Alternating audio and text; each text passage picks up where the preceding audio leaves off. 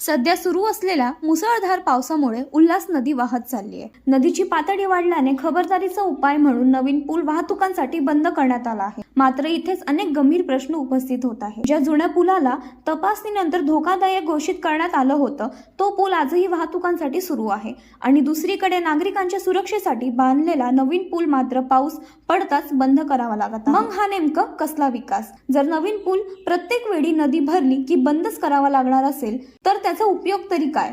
आणि जर जुना पूल खरोखरच धोकादायक असेल तर त्यावरून आजही हजारो नागरिकांचा जीव धोक्यात घालून वाहतूक का सुरू आहे? नेमकी चूक कोणाची? नियोजनात त्रुटी राहिली आहे का?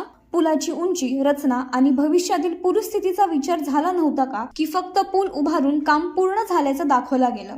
आज बदलापूरकरांच्या मनात एकच संताप्त प्रश्न आहे. करदारांच्या पैशातून पूल बांधला, पण पावसात तो बंद आणि धोकादायक घोषित केलेला जुना पूल सुरू. मग नागरिकांनी करायचं तरी काय? दुर्दैवाने आपल्या राज्यात एखादी मोठी दुर्घटना घडल्याशिवाय यंत्रणा जागी होत नाही.